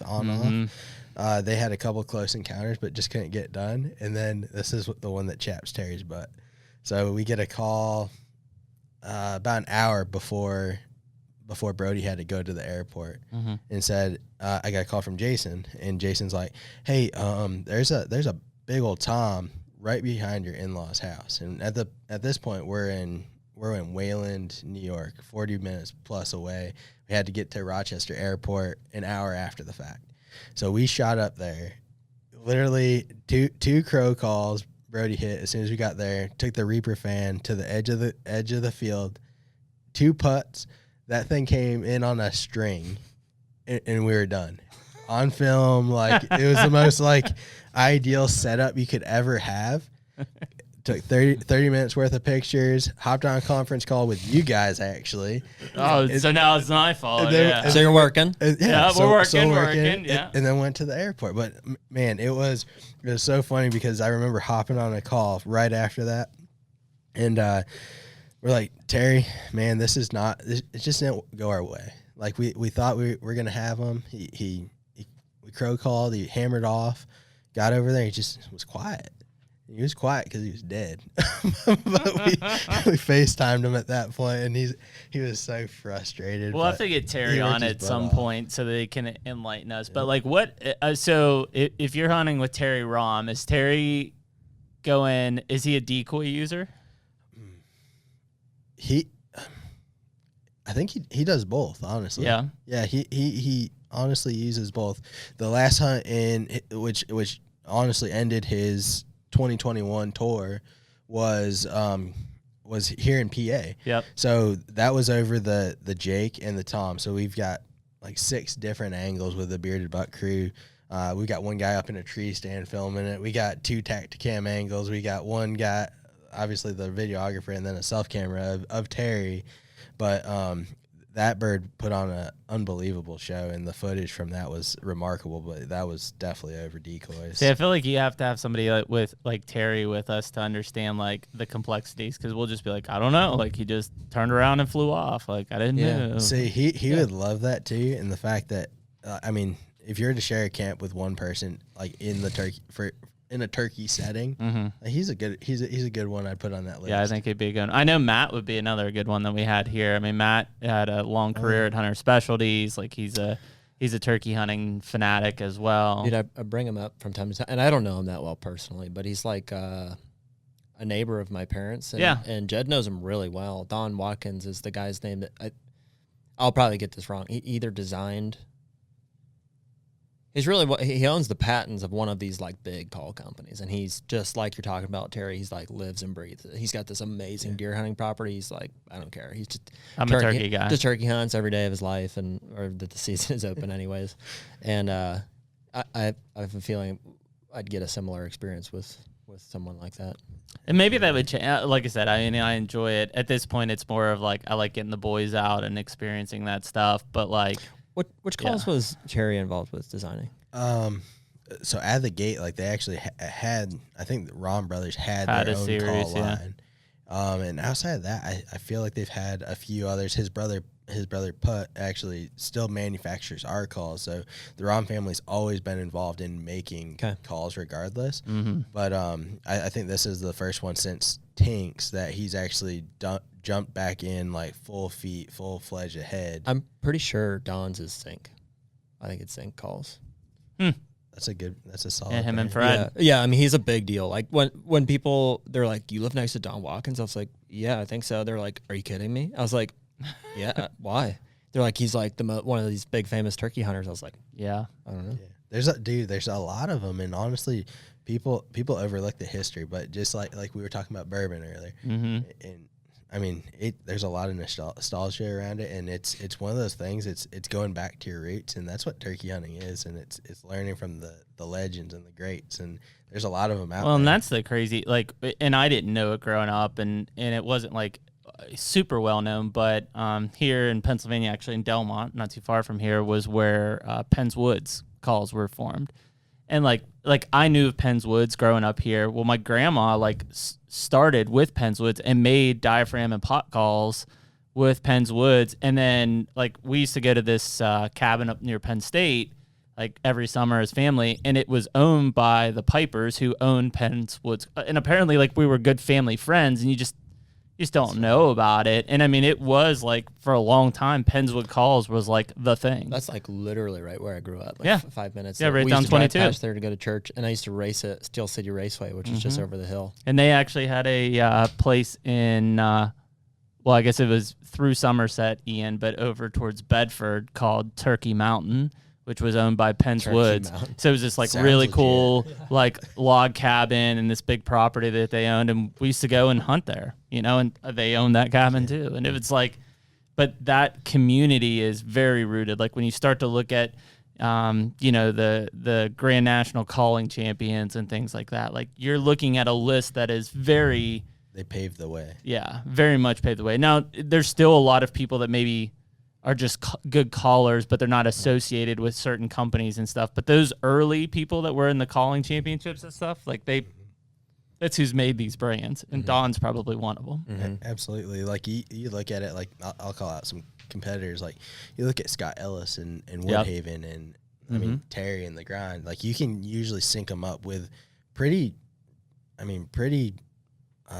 well-maintained and well-valued brands in the industry right now, especially in the turkey world. So yeah, Night and Hell when they were in existence. Primos, Will Primos. Yep. So I mean, you tie all those in and those factors. I mean, it's still going back to the greats, and people are thirsty for the education and those components. So we've done specifically around the Grind. We focused a lot of our energy around Terry's story, around the Grind, like the different calls, the history and where it stemmed from, and the passion behind it, and that's what we've really focused on for that brand this year, and it's taken off, honestly. Yeah, well, I think that's where you can, again, there's as people come into the hunting community from COVID and things like that, but you start to look at how people are consuming information anymore, right? There were those brand names that, even like a Zinc, that it's just like, I know these calls. Now it's like, people are just looking for the best source of information. And then once they get into that and they're like, oh, Terry Rom's associated with this. This is Terry's background. Like, it becomes a very solid foundation for the entire company. And you tie back, like, I remember, and I know you guys work closely with the Bone Collector crew. Michael did a piece for NWTF 4 or 5 years ago now that literally talked about the Rom family, and he was the speaking head of it, and going over obviously like his passion for turkey hunting, but then going into the greats and the people who are usually not at least accredited for the growth of turkey hunting in that sport. So it's really interesting to hear that and take it from someone who is passionate about turkey hunting like Michael Waddell, and to really dive deep into it. Yeah, I mean, it's pretty cool. And people don't know, like, even like Michael's background in calling and stuff, or even flip the script and go to a Mark Drury, and you look at Mad Calls, like that's Mark Drury's, side of things. So it just, there's a lot of people that were rooted early in that growth cycle. Chris Parrish from when he was doing Night and Hill and stuff. So and Chris does a lot of our calls now. Chris does? I mean, between Terry's brother Putt, Chris, and then we also have the guys from Allegheny Game Calls doing some of our stuff too. Cool. So we've got a pretty broad spectrum, and they each have their own specialties and focal points. But I mean, you guys have used the calls. Yep. At the end of the day, we're looking for something solid that can sound like a bird. Bring them in close, and even though I apparently don't sound like a bird most of the time. Yeah. No gobbles. No call needed. No gobbles.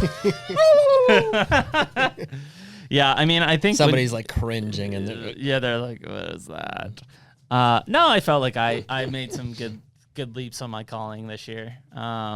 They at least gobbled at me. So this year I've always thought my calling was pretty decent. I called some birds in this year. First time out. Colton deleted that film. He's like, we're not watching this. First time I tickled the slate there, birds came. Yeah, a couple birds running. This year in particular, I probably used a crow call locator. Crow call locator, that wooden one that we have, more than any other call in our repertoire. I use that a lot. Isn't that what I got to get that bird to sound off on the knob there over at Bob's? Yeah. I use that this year too. It works great. And honestly, I mean, locator calls are commonly overlooked. Like, you look at retailers. I remember walking into Walmart 3 years ago. You couldn't find a locator call. The only one was in the HS strut box. It was like a decoy, a slate call, and then one crow call. And that thing was stolen out of the box on every single package. Because you couldn't find them. The only other one that I know was around was, I think Primos had an owl hoot call that I had, but like, other than that, like, they didn't exist. And I know, like, I'm guilty of it, but I'm guilty of using my mouth or box call way too much in exchange for a locator, right? When I should be out there probably using a locator call to get a shot gobble, I'm just like, I'll just use my mouth call and then blow it. I got you. I like it because, granted, I don't know anything about turkey hunting, but it does seem like you can get their position without really giving yours away, because they're not trying to hone in. Yeah, they don't where's give a that shit. crow at. That's what we did on that second bird that we struck up. I hit that crow call, and we're like, there he is. Put it in a pack, and I ran up and around this hill, and then started calling really softly, and then here he came. And we were talking this morning with the PA Game Commission guy. What did that in was the decoy. Not that there's anything wrong with the decoy, I don't think. We were just speculating that the bird's got his butt beat or something, or I don't know, maybe he just saw the Jake and, didn't see the nested hen that I had next to him. He was pretty close before he saw both of these birds. Well, that's why I asked about the decoy question with Terry, because, like, I grew up using just a hen decoy. Like, that was all I ran with, and then the evolution was like, oh, maybe you throw a Jake into the mix. And then the Strutter Tom and all that. And we can't reap in Pennsylvania, right? It's illegal. Yeah, it's illegal here. So it's like, what do you use? We killed our bird. The boys shot the same bird at the same time, but I had a strutter, a jake, and a hen out. And I've had good luck. Like, that was great. That's the first time we've killed a bird with a strutter decoy out. Most of the time, that bird will look at it and be like, gone, I'm out. And honestly, like, for the decoys we were in this season between Kentucky, South Carolina, Georgia, wherever Terry hunted, New York, PA, Nebraska. I mean, like, it varied immensely by region and state. Like, there was some birds, like, they would look at that Tom Reaper decoy and they'd be like, nope. And they would totally hightail it. There were some who would look at that hen and we'd have hens come up and peck at it. They'd be like, nope. And they would blow it out too. So, like, it was kind of interesting just to see how they would react, but it definitely varies by state. But for the most part, like, the go-to was like a jake and a feeding hen setup. And I think a we feeding had hen pretty would good have done me better. success. You had the nesting hen, right? Yeah, the more I think about it, I think that both of them They birds just didn't see it. didn't see it until, like, last minute, and then all they saw was the jake. They didn't see that hen, and they're just like the first one turned around and flew away. In time period wise, like I got into a pretty regular routine where we were using, like, the feeding hen and the jake, and then after 10 o'clock, after roosting or after fly down time, we'd shift, like, that midday hunt, and we'd switch over to a Reaper decoy, and it would change immensely. Obviously, we couldn't do it in PA unless it was just stationed. Yeah, well, once you get hens to the nest and stuff. Yeah, I mean, that, Yep. like, the reason we killed our bird is he literally sounded off one time. There's a jake on the hill. He wouldn't come down because the strutter was in between. I couldn't see him. He was over the hill. 3 hens came up, worked around the decoys, came up on the other side of the decoy. That strutter came up and saw those 3 hens on the other side and was like, hell no. And then he committed, but had those hens not been on the other side and stayed down in the woods, like, I never even came over, So I think it's just all situational. But I mean, if you're like, when you're trying to set up on a bird, I mean, somebody like a Terry probably has that immense knowledge. Like, he's like, okay, here's the situation. It's this time. Like, that hen's probably on the nest. I'm throwing hen decoy out, and that's it. Meanwhile, I'm just like, well, I got a flock? ? There's a lot of people in question too, like, in asking, especially over social, like what do you do to roost the birds? Like, like, how long do you go out before? Like, what do They you say? literally Like, roost themselves. Yeah. and Turns out they They've done it fly every up night. there themselves. So They How do don't I need get the me. birds to go into the trees? So that would be a commonly asked question, and honestly, we're like, just go sit out there where you think they're gonna be, and see if you can get them fired off, or get at least an idea of where they're located, and then make a move the next morning. My Achilles heel growing up, at least, because I would hunt a lot before high school, before I would drive to school. This is back when you could carry a gun in your vehicle and they wouldn't care. That's probably not your era. They didn't care when I was there. And so I would always call too early. Like, I just was impatient, and some of it is like, dude, it's so light. Like, they have to be down. 15 minutes later, it's like, son of a bitch. Like, what do you mean this bird hasn't been on the ground this whole time? And it's just, you It's get surprisingly impatient. late sometimes. I know Colt, when we were out, I was like, Yeah, couldn't believe how you late. overcall while that bird's on the roost, and that bird's like, and like, that doesn't make sense. Like, that, Yeah. there's no way. But then I've had other birds where I can barely see, and they're on the damn ground. I don't know if you can. Well, I'm sure you can overcall, but, like, dude, them hens are chatty. They When are. They get going. They're. I think it's just the right time, right location, like, potentially moving and making it sound like you're moving to repivot, like those kind of things. I do have one story for the not using a decoy. So, and I was telling Terry about this the other day when I called him, but he was down in I think he was down he's down on the beach on vacation, but we're just talking turkey, and gave him a call and said, hey, I ran into this situation. I had a bird pitch down. I was underneath a cedar tree, not a cypress tree. Not cypress. Not cypress. It's Cypress. Cedar tree. Yeah, cypress. And so I was right underneath it. Big old growth, kind of splits 2 field ends. And I decided, okay, I'm patterning these things like deer at this point. We're getting to the end of the season. It's crunch time.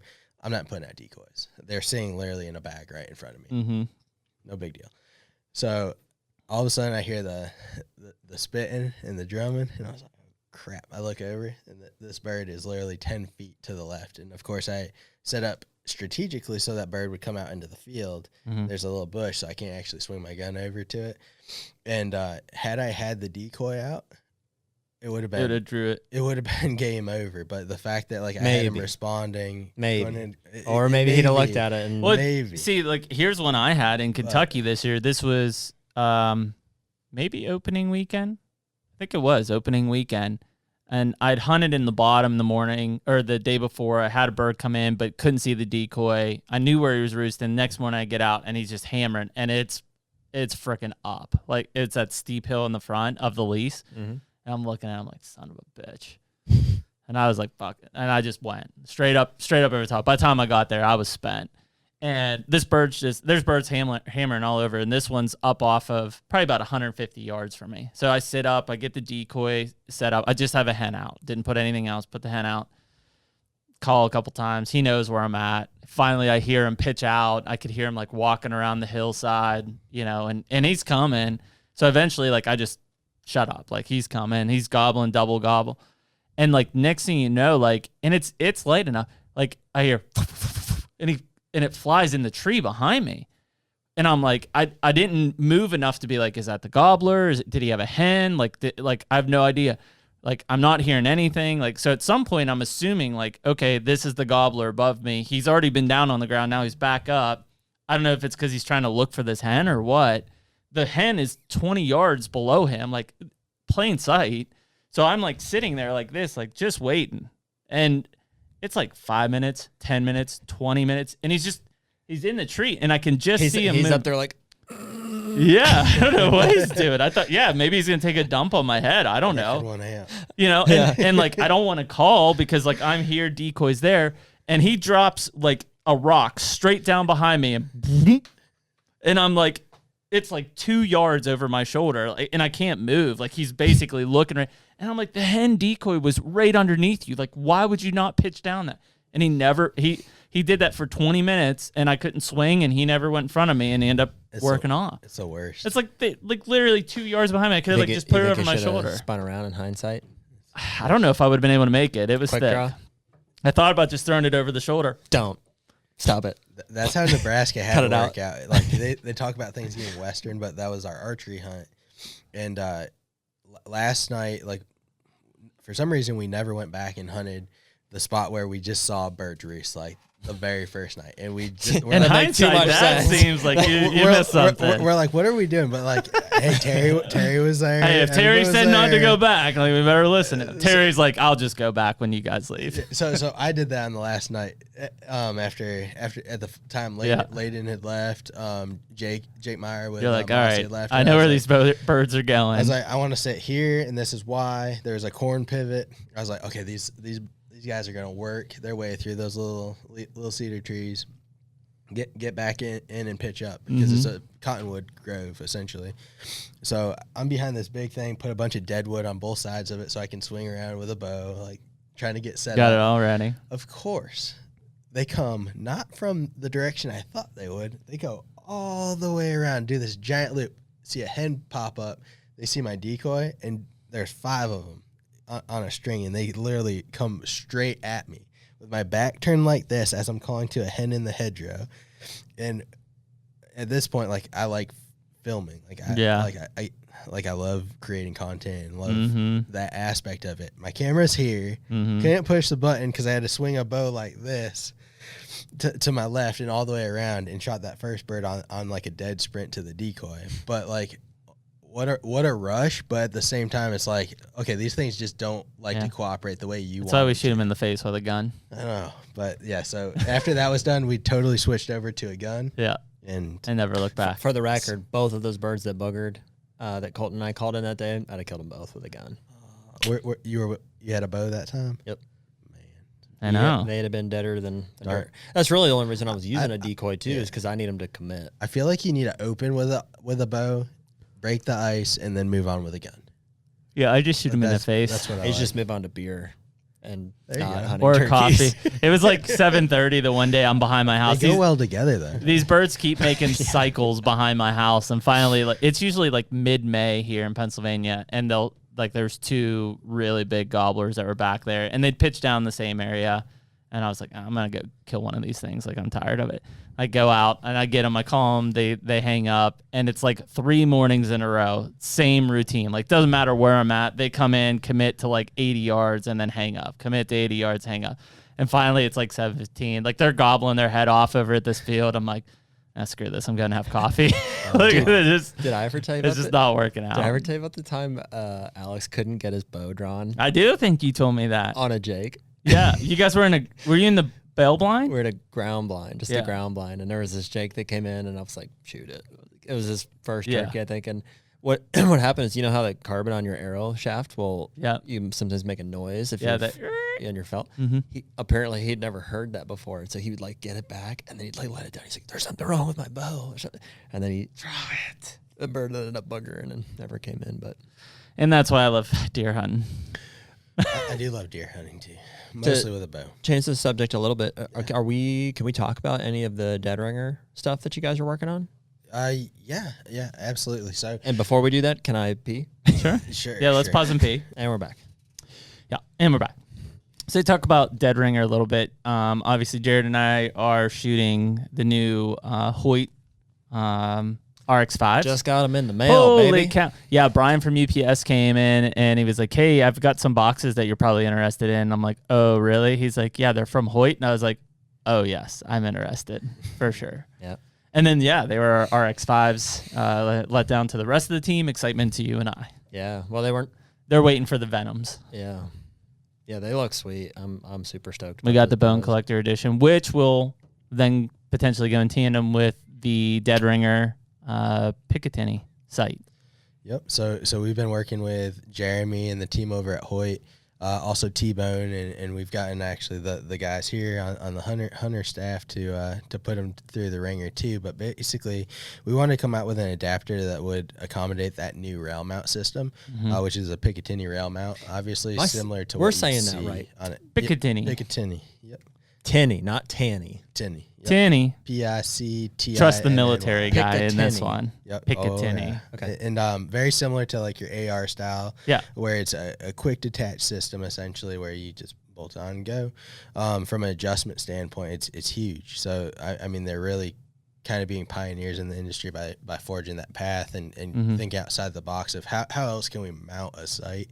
So But yeah, I mean, think about how traditionally it's always been mounted and like, you know, you've got third axle sights and things like that. But, you know, ultimately it's all been mounted the same way. If it's not mounted correctly, which I would assume that a lot of people doing it themselves don't do that correctly, that it's going to be a mess when you get down, especially at longer distances. It seems like this rail mount system kind of can really relieve that. absolutely. Because When there it is. And when Hoyt sent over the specs, we're like, okay, let's knock it out. We've got the tooling, we got the machining down.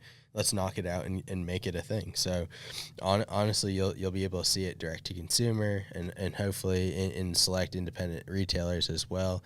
But honestly, the focus was just to accommodate Hoyt in that relationship. We OEM a lot of products, and that's been kind of the forefront of honestly Dead Ringer. Dead Ringer manufactures and OEMs product for several different companies out there, and it's just been unheard of. Like nobody knows about it because it just hasn't been announced, and those partnerships haven't been released over the years. But I'll use Mossberg as another kingpin in that. Dead Ringer OEMs a lot of the front bead sights for shotguns as well as their Turkey 410 gauge, which is the Beard Buster essentially comes standard on it along with the green dot. So a lot of people and nobody would know that. No, they would think nobody. it's Mossberg. Absolutely. And it's just the fact that we sent it to them. It's just the fact that nobody asked the question and said, hey guys, can we blow this up as a partner? And from a marketing perspective, like we want to support you, we want you to support us, and at the end of the day, we all win. So that's essentially how we look at it now and moving forward. So having the conversation with Jeremy and then like obviously knowing who our media partners are between Hunter and Bone Collector and the folks associated with Hoyt, we're like, okay, this is kind of a slam dunk. Let's make it. It's for the end consumer. It solves a problem, and then let's move forward. So how does that work? If I have like a new if I've got a Ventum or like an RX-5, and I'm interested in shooting that Picatinny rail mount, how do I get the sight that would be compatible for that? So the sights that we have set up right now is kind of our bread and butter, and it was designed with the bone collector crew essentially. So it's a tack driver, and that's one of our most sought after sights. It's a 4-pin adjustable. Has micro adjustment for the windage and elevation, but essentially it's literally just the back bracket that mounts it from that to the Picatinny rail. So that's really, we didn't have to think outside the box or recreate a whole lot. But outside of that, it's just taking something that's already already field proven and tested, and then make it adaptable for a new technology. So if I've got a tack driver already, I can't just buy the Picatinny connection, right? do I have to buy a new sight? So you just have to buy the adapter. So you sell just an adapter? Yep, just the adapter. So we're talking about making it like a package set, and then a standalone is kind of that filler item. Cool. Awesome. And does that work with all of the Dead Ringer sights or just the tack driver? The tack driver, the starvation bead, and possibly the wheel. I think we have to fine tune it and look at that a little bit more, but for sure the tack driver and starvation bead. Available now or coming soon? Coming soon. Very cool. Coming soon. And then about that time. Two other items which are super simple in the fact that I mean, they've been on the market, but at the same time, like, we're a little bit different because at the end of the day, like, I personally, and I'd say everybody at the brand at Dead Ringer says Dead Ringer is a blue collar, hardworking, salt of the earth company. It's designed to get around hunters by hunters, and the focus of that has been, how do you solve common issues? And you go to an independent retailer, there's only X amount of quick detach stabilizer mounting systems on the peg space. So we're like, hey, how do we solve that problem? Obviously, there's an issue in being able to source those and get enough inventory wise for these independent retailers to do it from a direct to consumer Amazon model, things of that nature. So we really dove into that, and at the end of the day, stabilizers are getting longer, and you need a quick detach mount just to put it in your bow case. I know we have used a quick detach in the past, but it's like an unknown company. I think we found one, and it was like, I don't know if it was eBay or Amazon or something, but it was like somebody made, and it's a no-name. I think Cobra made one. Was that who did one too? For a while. There was another one as well. But I mean, when you're traveling and like if you're putting it in cases and stuff like that, it's a must. I've always had one on my, but dude, when I first saw those, I was like, no brainer. Duh. Yeah, that's a game changer. And I know you've talked about the rear stabilizer too. It's something that I haven't used in the past. I don't know if you have or not. I haven't. I want to though. Reason being is I'm pretty turned on by the idea of keeping my quiver on my bow, especially with us getting to some of these mule deer hunts. It's not like, I'm in the tree stand, I'm gonna take my quiver off and hang it up. That works great for whitetail hunting, but when we're stocking drainages in North Dakota, like, the quiver stays on and you get ready to shoot when you have to shoot. And definitely I can notice just a little bit because of the weight, I'm leaning to the right, and so if I can use a rear stab, I tend to notice I lean to the right too. Yeah. If I can get a rear stab to offset that, that's kind of the thinking. Doing that, I mean, you need. And that's something that is in the works right now and coming soon. But we're looking at creating a V-bar mount, and we already have prototypes drawn up, and how that would work and function. I've used a rear stabilizer mount for the last 5 years, and I love it. And the fact that it offsets your sight, like you said, I always shoot with my quiver on. I usually have a 6-arrow quiver, and it's always attached. And that just became it's one less thing I have to do. Especially nowadays, my arrows weigh 500 grains a piece. It's like a sucker gets pretty heavy. Shooting water buffaloes. Yeah, it's all there. It's all. The other thing too, this is kind of like an indirect benefit, is like I'm always looking for stuff to protect my sight. Yes. Especially, and also my rest. And I noticed that the more, especially like because my front stabilizer is longer than my sight, I can set my bow straight down, and it'll hit my riser, and it'll hit my my rest before it hits my sight or my whatever. So if I now also have this other side that I can lean it on, I've got essentially a tripod that's protecting when I set it down. And I'm sure you guys use it a little bit, especially on your bow hunt this spring. But these are commonly overlooked, and it's something that like these guys at TAC are gonna go crazy about because they did at the last two events. You have some of these coming out? Well, we already have them available. Do you? Just haven't been. Do you know what? I think I have one from Dead Ringer. I don't even know. I bought it back in the day. I know at one bow point feet. we were, Yeah. because I mean, did use one when we went we out. talked about when we talk about limbs, right? Because different bows have different width limbs and stuff. And so, like, I know at one point somebody came out with one really early in the game, and like I don't know if it was maybe Matthew's limbs or something. Like it wouldn't fit. Like the limbs were too wide for it.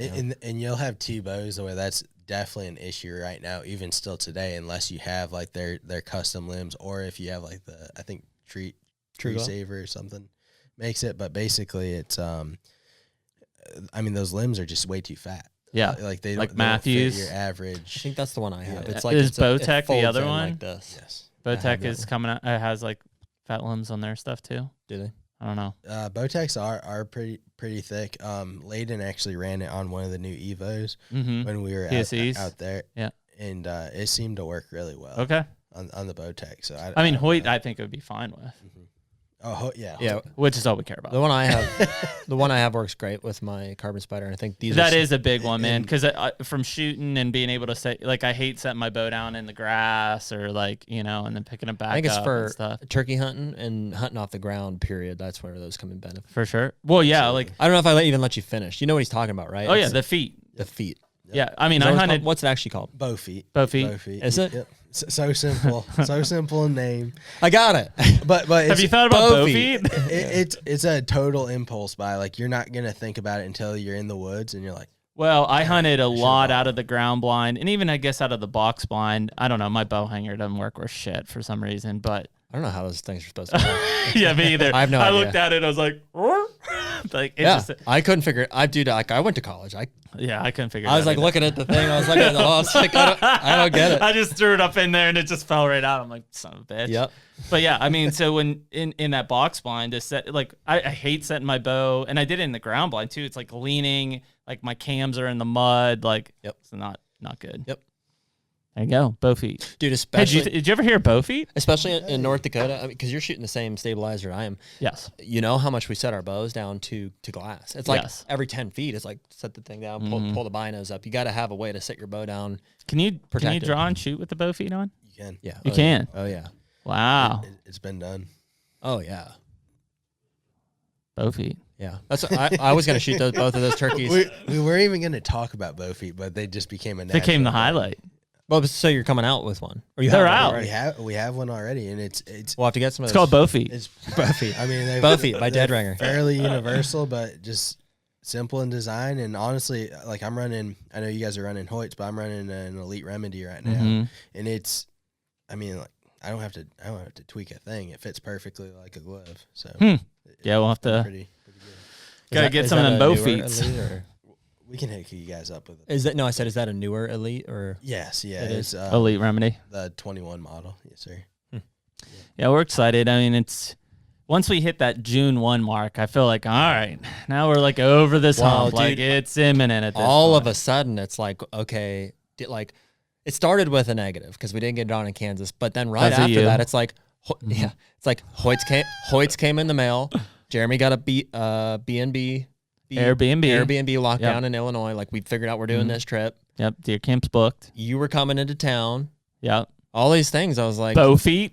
oh, I'm getting soybeans in Wednesday, so we got a first big planning trip planned for that. Colton's gonna carry all the bags in. Like it'll be nice. Dude, we're about getting ready to rip here.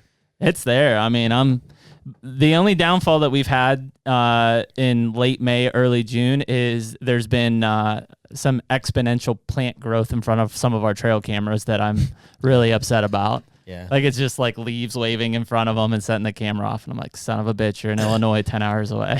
I mean, I feel really good about us getting out there in July. Yep. I mean, what do you think? How many would we get? 8 or 10 cameras running? Yeah. Hey, you want some deer grow? Yeah, I got some and takes back with you. sure.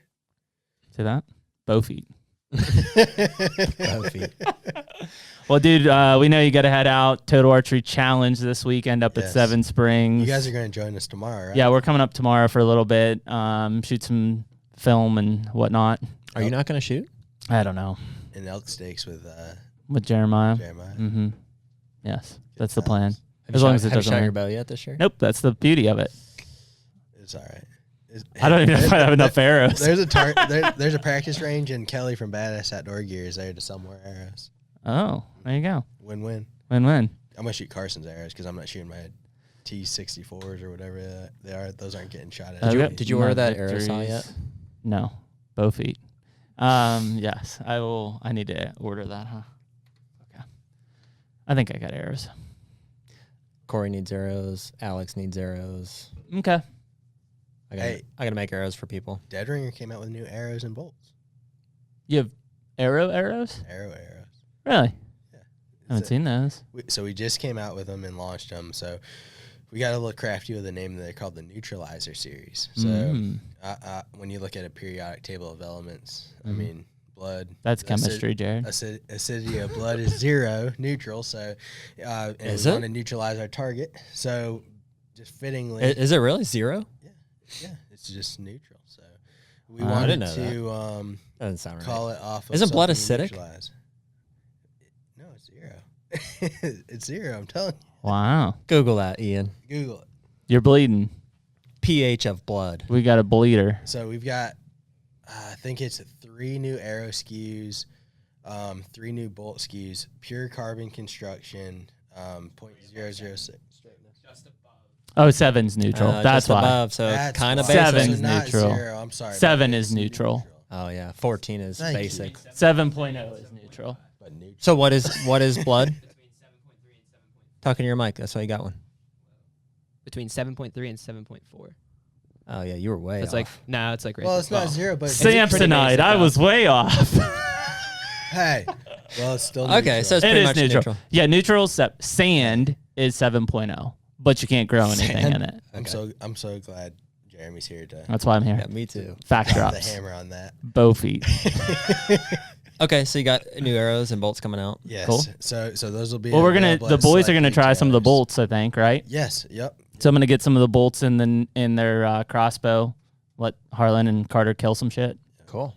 That's the plan. Not each other. So a Animals. little different. Like we had originally came out with youth arrows, which were a huge hot ticket item for like that up and coming hunter. But this is like that next series, and nobody has a price point pure carbon arrow. So that's where it's a little bit different for us. But Was it half dozen per box? It's 5 packs. 5 pack. And 5 packs. is that so online? 3 packs. So it'll be available online, Amazon, and then on at select retailers. Select as well. retailers. Yep. Cool. I think like Dick's Sporting Goods, Gander Outdoors picked up some. So it'll be kind of interesting to see how that takes off. But the testing's been good so far.